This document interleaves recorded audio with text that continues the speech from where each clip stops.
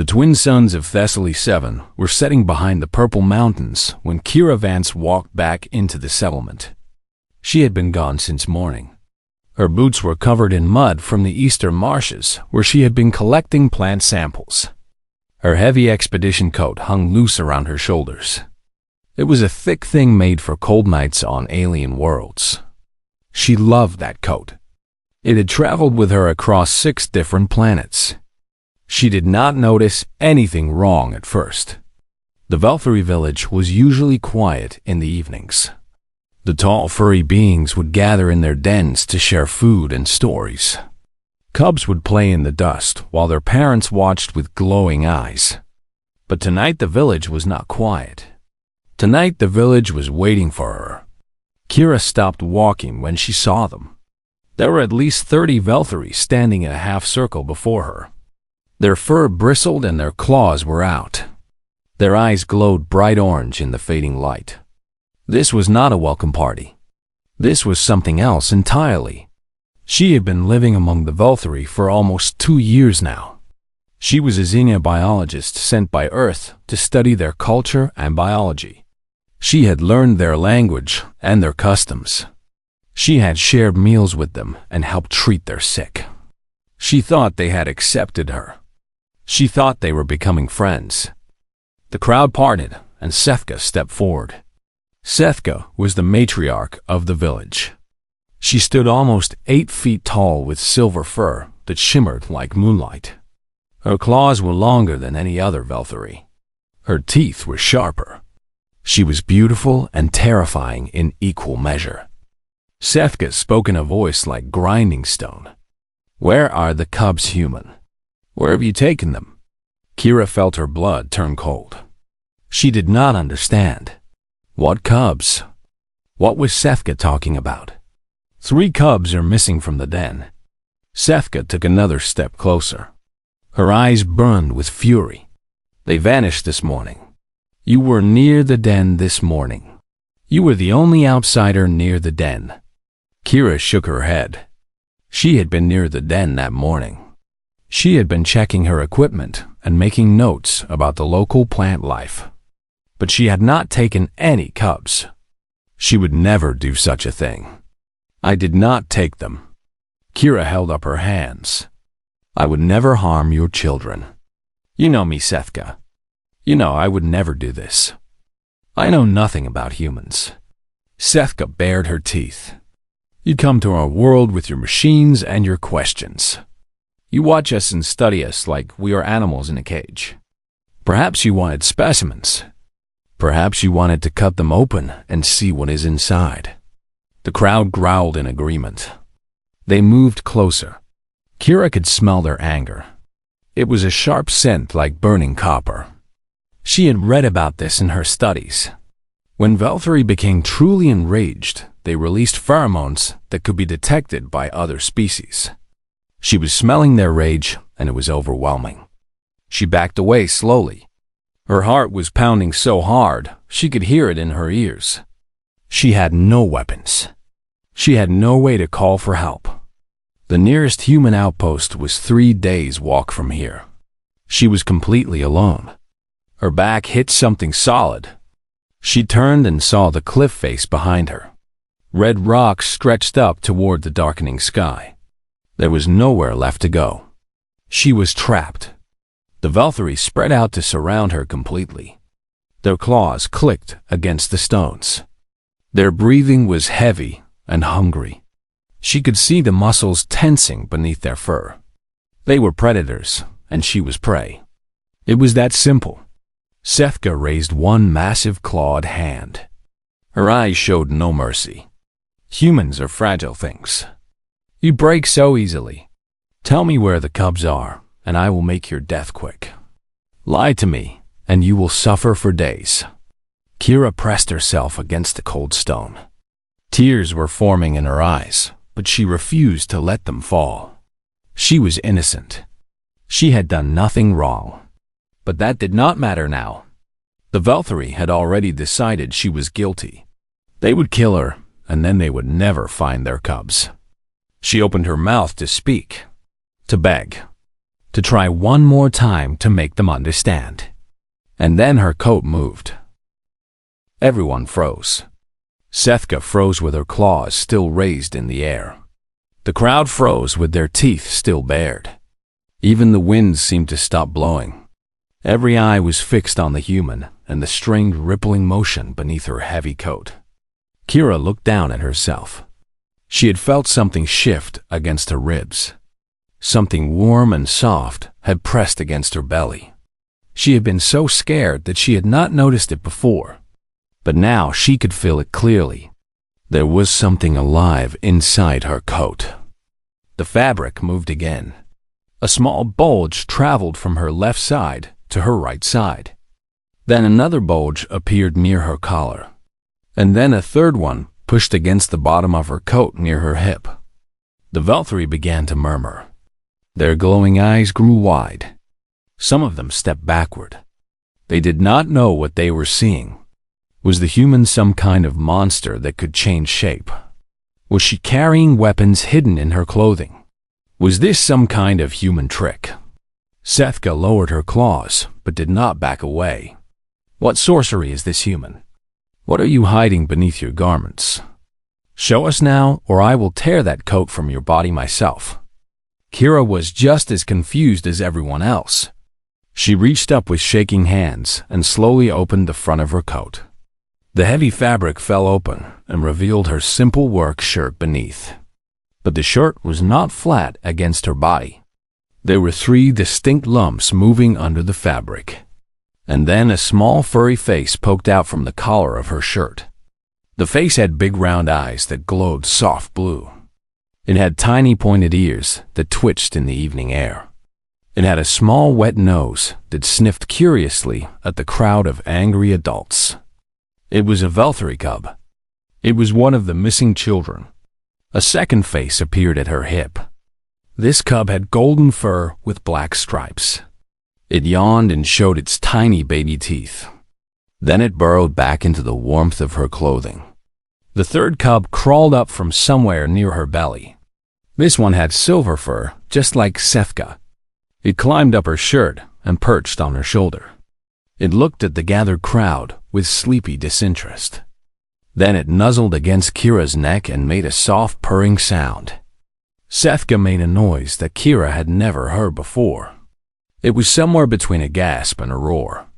Her eyes went from orange to pale yellow.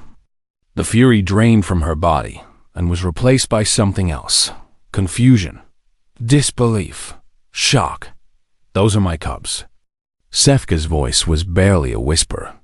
Those are the missing children. They are inside your clothing. Kira nodded slowly.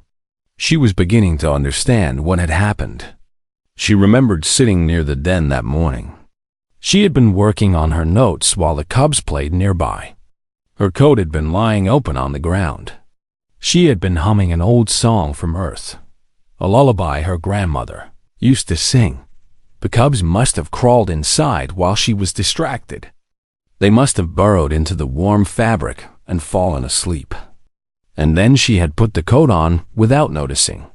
She had walked around all day with 3 baby Velthri nested against her body like living hot water bottles. I did not know. Kira spoke carefully. I did not feel them. My coat is very thick. They must have climbed in this morning. I have been carrying them all day without realizing it. The crowd began to talk among themselves.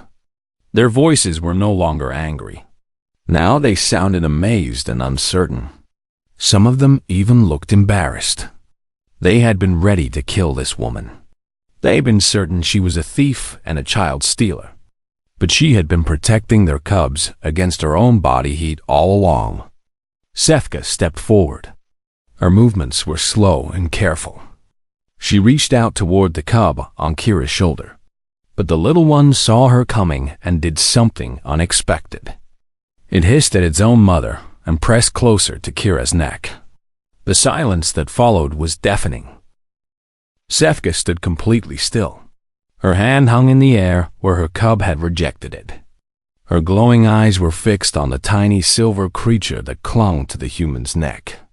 Her own child had hissed at her. Her own blood had chosen a stranger over its mother. This is not possible. Sefka's voice cracked with emotion. Cubs do not behave this way.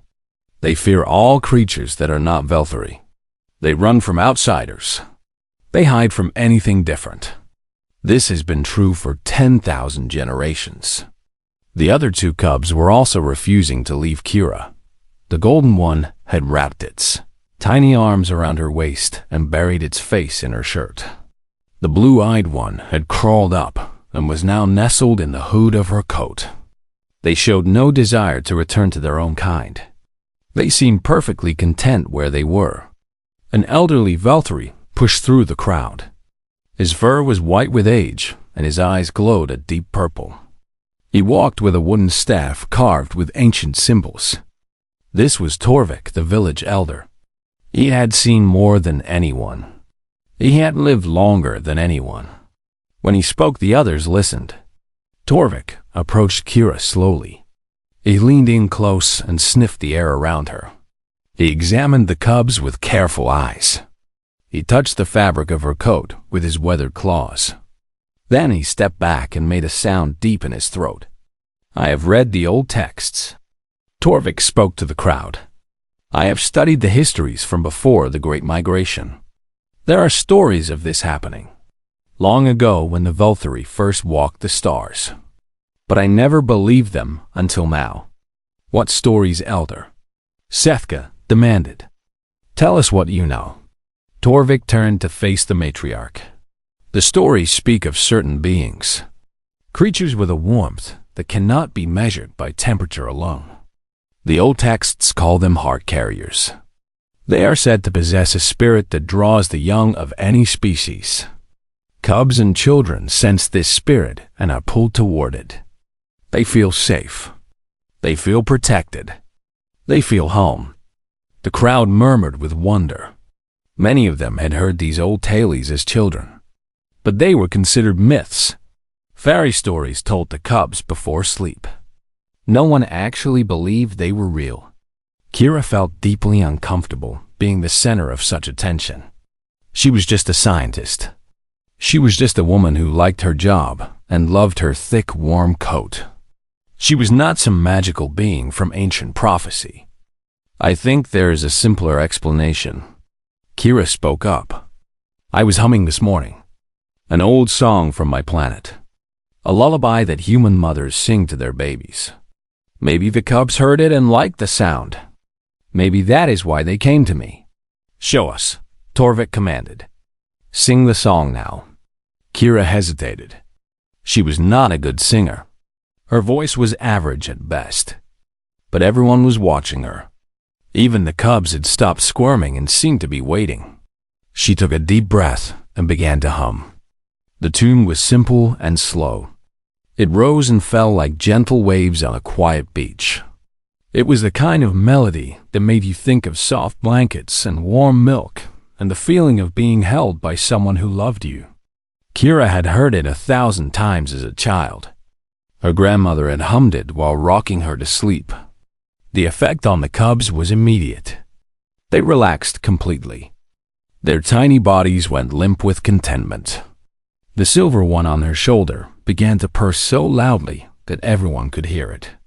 The golden one at her waist let out a tiny sigh of happiness. The blue-eyed one in her hood was already fast asleep. But the effect was not limited to the cubs. Several adult Velthari in the crowd had closed their eyes. Their aggressive postures had softened. A few of them were swaying slightly to the rhythm. Even Sefka had unclenched her claws. Her expression had changed from shock to something that looked almost like longing. Kira stopped humming. The spell broke.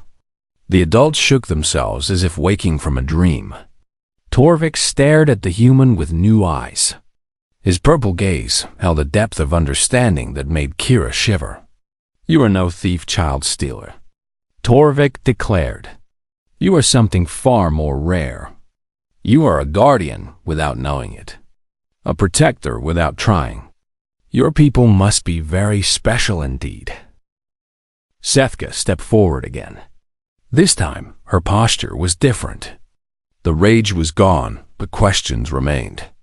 She needed to understand what was happening. She needed to know why her children preferred this alien creature to their own mother. "Explain yourself, human," Sefka demanded. "Explain your kind to us. What are you that our cubs would choose your warmth over their own den? What magic lives in your blood?" Kira gently stroked the silver cub on her shoulder. The little one purred louder. She looked at the crowd of towering predators and tried to find the right words. How could she explain humanity to beings who had never known Earth? How could she describe millions of years of evolution in simple terms? "We are not magic," Kira began. "We are just built differently than most species in the galaxy. On our home world, we were not the strongest creatures. We were not the fastest. We did not have claws or fangs or armor. We were soft and slow and easily killed." The Valkyrie exchanged confused glances. How could such weak creatures survive? How could they spread across the stars? It made no sense. But we had two gifts that helped us survive. Kira continued. The first gift was endurance. We could walk and run longer than any other animal on our planet. When we hunted, we did not chase and pounce. We followed our prey for hours and days until it collapsed from exhaustion. We simply refused to stop. Torvik nodded slowly. This he could understand. The Valkyrie were sprinters. They were explosive hunters who struck fast and hard. But they tired quickly. A creature that never tired would be a formidable thing indeed. The second gift was more important. Kira looked down at the cubs nestled against her body. We learned to care for things. We bonded with anything and everything. On Earth, we took wolves and turned them into loyal dogs. We took wild cats and made them our companions. We raised birds and horses and even reptiles. We could not help ourselves. When we saw something small and helpless, our hearts said, "Protect it." You tamed predators. Sefka sounded impressed despite herself. You made hunters into pets. Not pets, exactly. Kira smiled. Partners, friends, family. The line between human and animal became blurred on our world. A dog was not property. A dog was a member of the household. We would die for our animals, and they would die for us. The crowd was silent now. They were beginning to see humans in a new light. These were not cold researchers who came to study them like specimens. These were creatures driven by an unstoppable need to connect and protect. When a human sees something small and vulnerable, something happens in our brains. Kira explained. We cannot ignore it. We cannot walk away. Every instinct screams at us to shelter it and feed it and keep it safe. It does not matter if it is human or animal or alien. The response is the same. Sefka looked at her cubs. The silver one was now asleep on Kira's shoulder. Its tiny chest rose and fell with peaceful breaths. It looked more content than Sefka had ever seen it. Even in its mother's arms, it had never seemed so completely at ease. This morning, I was working near your den, Kira said softly. I was not thinking about your cubs. I was just humming to myself and checking my equipment. But somewhere deep in my mind, I must have noticed them. Somewhere inside me, I must have recognized that there were babies nearby. And when they crawled into my coat, my body just accepted them. It felt right. It felt natural. Like they belonged there. You did not know they were there, Sefka repeated. Yet, you kept them warm all day. I would have kept them warm forever if needed. Kira met the matriarch's glowing eyes. That is what humans do. We find small things and we protect them. We do not ask permission. We do not require a reason. We simply cannot stop ourselves. Torvik struck his staff against the ground. The sound echoed across the village. Now I understand why humans have spread so far across the galaxy. The elder declared. It is not your technology or your weapons. It is this impossible capacity for care. You do not conquer worlds. You adopt them. You make friends of strangers and family of enemies. You are the most dangerous species I have ever encountered, because you make others love you without even trying. The night had fully fallen over Thessaly 7. The twin moons cast silver light across the village. The torches had been lit, and the crowd had grown.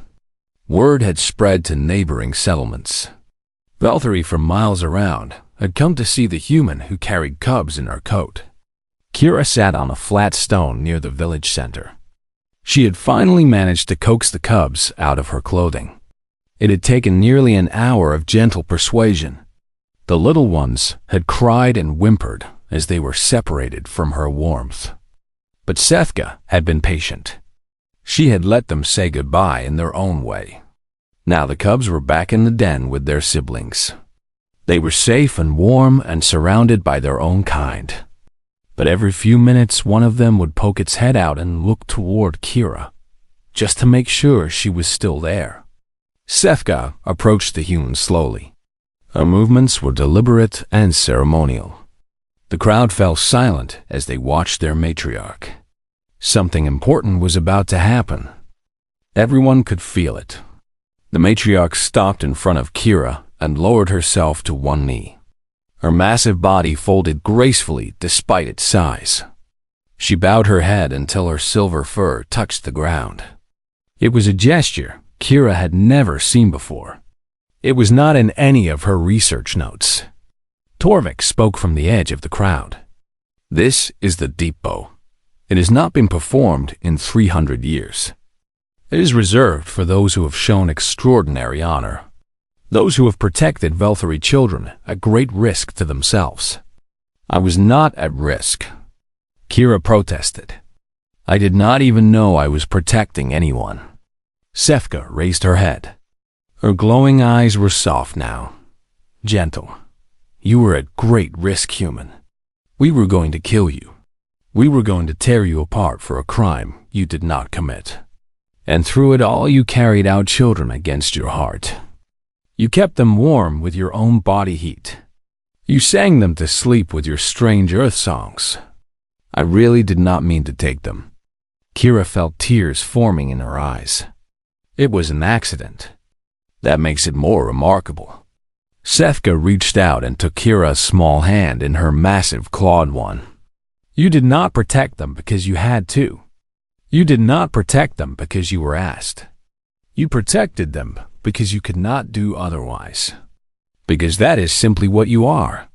The crowd began to murmur. Voices spoke in the old language. Ancient words that Kira did not recognize. But she could feel their meaning. Acceptance, welcome, family. From this day forward, you are Valkyrie. Sethka announced. You are clan. You are blood. When enemies threaten you, they threaten us. When you need shelter, you will find it in our dens. When you grow old, we will care for you. This is our bond. This is our promise. This is forever. Kira could not speak. The tears were flowing freely now. She had come to this planet as a stranger. She had expected to remain an outsider for her entire assignment. She had never imagined she would be accepted as family by being so different from herself. In the years that followed, the story of the human with the moving coat spread across Thessaly 7. It spread to other Valkyrie worlds. It spread to the great councils and the military commanders. When the Dominion came with their warships and their demands, the Valkyrie remembered. They remembered the woman who carried cubs in her clothing. They remembered the species that could not stop protecting the small and helpless. They remembered the strange soft creatures who adopted everything they touched. The humans had asked for allies. They had asked for friends in their war against the Dominion. The Valkyrie had been uncertain. They had not wanted to involve themselves in conflicts between strangers. But the humans were not strangers. Not anymore. They were clan. They were blood. They were family. When the great fleet assembled to face the Dominion, the Valkyrie warships flew alongside human vessels. Their claws were sharp. Their fangs were ready. They would fight beside the heart carriers until the very end. Because that is what family does. And somewhere on a small frontier world, an aging scientist named Kira Vance smiled as she watched the news. 3 adult Valkyries sat beside her. They still remembered the warmth of her coat.